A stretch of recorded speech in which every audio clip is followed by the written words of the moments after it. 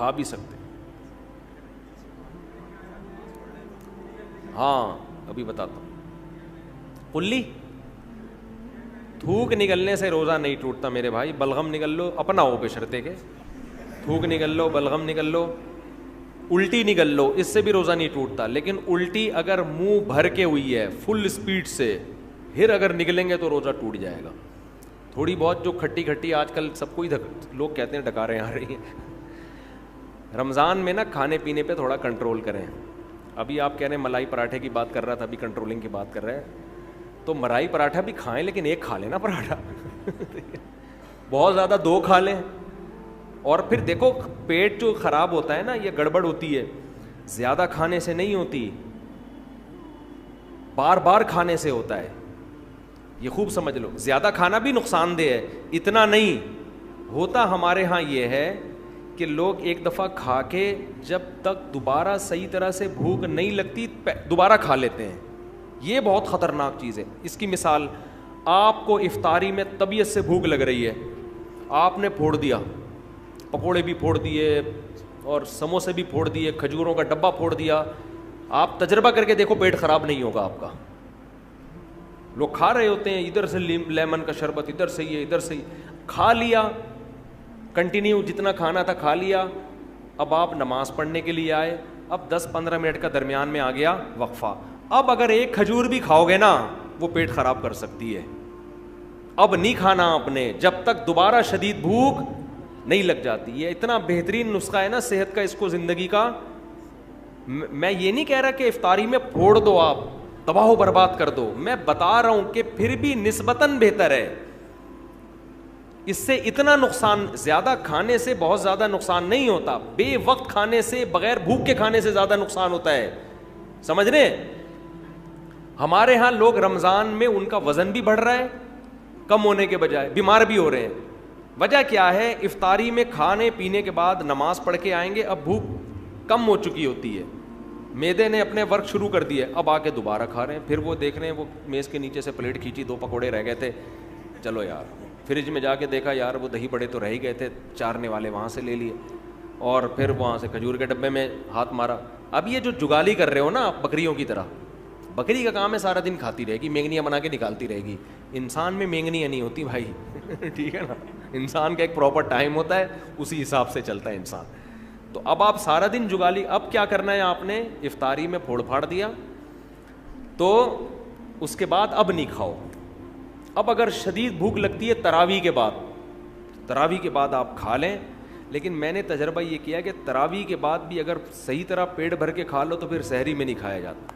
تو بہتر یہ ہے کہ تراویح کے بعد بھی نہ کھائیں. اب سخت بھوک لگ رہی ہے تو تھوڑا سا کھا لیں. سمجھ رہے ہیں؟ کتنا کھا لیں؟ تھوڑا سا, تاکہ سحری میں پھر تمیز سے کھائیں آپ. تو تھوڑا سا کھا لیں آپ, اور اس وقت بڑا مزہ بھی آ رہا ہوتا ہے. تراویح کے بعد چند کھجوریں کھا لیں, کچھ شہد کھا لیا, مدت ذلہ لا لیا, دامت برکاتہ لا لیا, جو فریج میں تھا کھا لیا. صحیح ہے نا؟ پھر جب آپ نے تھوڑا 2-4 نوالے لے لیے, جن کو چائے کی عادت ہے انہوں نے چائے پی لی, پھر آپ کو سحری میں ملائی پراٹھے کھاتے ہوئے مزہ آئے گا, اور وہ ہضم بھی ہوگا, وہ نقصان بھی نہیں دے گا. تو لوگ میرا پراٹھے اور ملائی والا بیان سن رہے ہوتے ہیں, یہ پوری ترتیب نہیں سن رہے ہوتے. یہ ایسے ہی ہے جیسے 4 شادیوں کا بیان تو سن لیا, حقوق اور عدل کا بیان آپ نے نہیں سنا.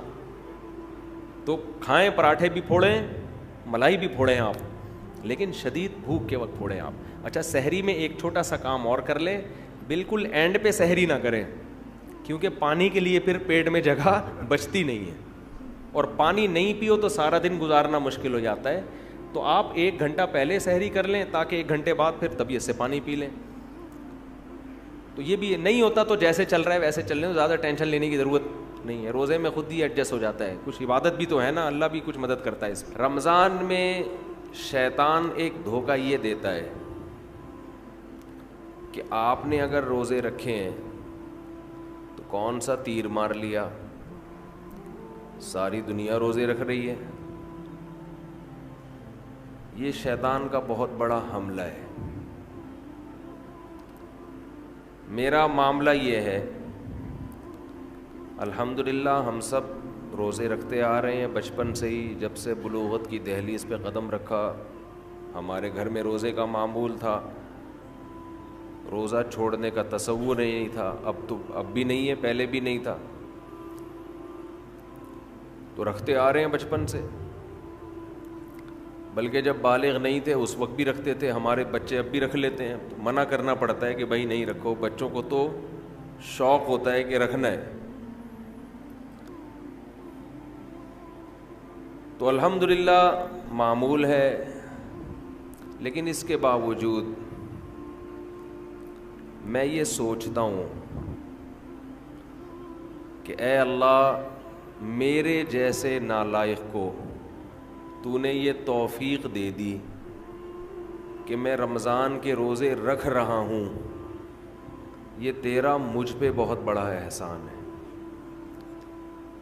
انسان یہ سمجھے اپنے بارے میں کہ صرف میں ہی گویا رکھ رہا ہوں, مجھے باقیوں سے غرض نہیں ہے وہ کیا کر رہے ہیں. میرے اوپر تو بڑا احسان ہے اللہ کا. ہم تو نالائق ہیں بھائی. عام دنوں میں ایک روزہ رکھنے سے پہلے 10 دفعہ سوچتا ہے انسان, کل رکھوں کہ نہیں رکھوں. رکھتا ہے تو ایسا سمجھتا ہے جیسے آج ہم نے بہت بڑا تیر مار لیا کوئی. اور رمضان آتا ہے, ہم جیسے مجھ جیسے نالائق کو اللہ توفیق دے دیتا ہے 29 یا 30 روزے رکھنے کی. 30 کی تو 15 سال ہو گئے, کوئی رپورٹ ہے ہی نہیں. 29 ہی ہوتے ہیں پاکستان میں. 29 روزے رکھنے کی اللہ ہم جیسے نالائقوں کو توفیق دے دے, تو بھائی میں تو اپنا معاملہ اللہ سے دیکھتا ہوں کہ مجھ سے تو نے اتنی بڑی نیکی کروا لی. مجھے کیا پتا بھائی قدیر بھائی کیا کر رہے ہیں, شاکر بھائی کیا کر رہے ہیں, رفیع بھائی ہیں, یہ تو روزہ رکھ کے پتہ ہی فرق ہی نہیں پڑتا ماشاءاللہ. روزے میں بھی ایسے ایسے گھوم رہے ہوں گے یوں یوں کر کے. آپ دیکھ لیں کبھی ان کو آ کے. روزہ رکھ کے نا عصر کے وقت سب مرجھائے ہوئے ہوتے ہیں. کراچی میں جیسے گرمی ابھی شروع ہو گئی ہے تو رفیع بھائی نہیں ماشاءاللہ مرجھائے ہوئے ہوتے ہیں. ان کو پتہ نہیں کچھ اللہ نے الگ سے کوئی انرجی دی ہے.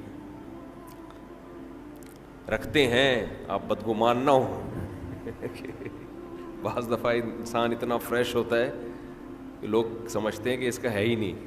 یہ ہمیں یقین ہے کہ رکھتے ہیں.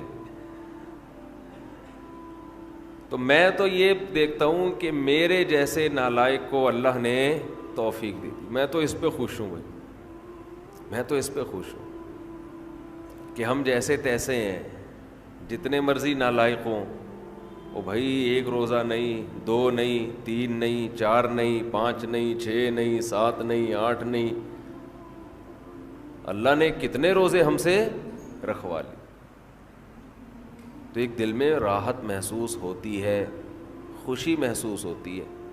ہاں تھوڑا سا یہ خوف بھی ہونا چاہیے, تھوڑا سا, کہ ایسا نہ ہو کہ ہماری کسی بدعملی سے اجر ضائع ہو جائے. یہ خوف بھی ضروری ہے,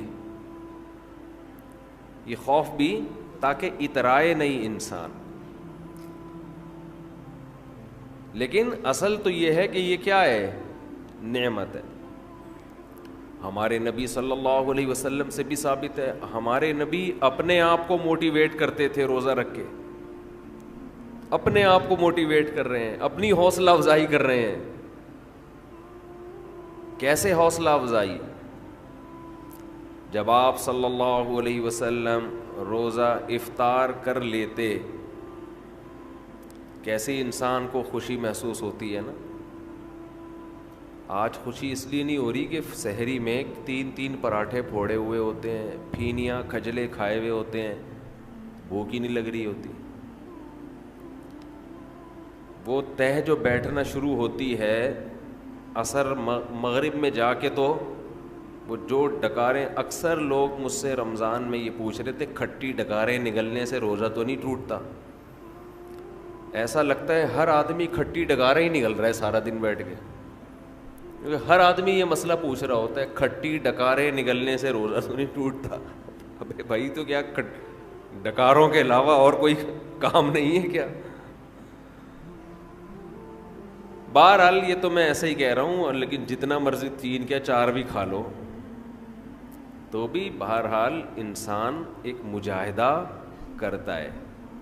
تبھی تو دنیا پرست آدمی ایک روزہ بھی نہیں رکھتا. ہٹے کٹے لوگ دیکھے ہم نے, ڈاکٹروں نے ان کو کہا ہوا بھی ہے کہ تم نہیں کھاؤ, تمہارے لیے کھانے کے علاوہ دنیا کا ہر کام تم پہ سوٹ کرتا ہے,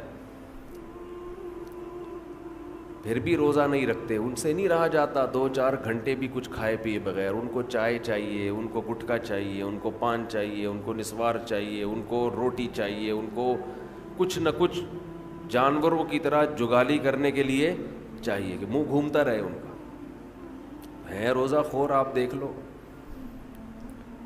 کھا رہے ہیں, ان سے نہیں برداشت ہوتا. گھر میں سب کا روزہ ہوتا ہے, بوڑھوں نے رکھا ہوا ہوتا ہے, لوگ ہمیں آ کے بتاتے ہیں سب کا روزہ ہے, ایک نالائق بیٹا ہے ہٹا کٹا جوان, اس سے نہیں رکھا جاتا, گھر میں نحوست کا ذریعہ بنا ہوا ہے.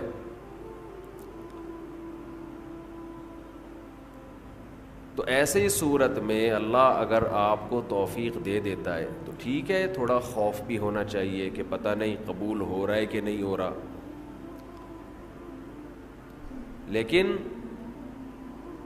امید کو, شکر کو خوف پر غالب رکھنا چاہیے.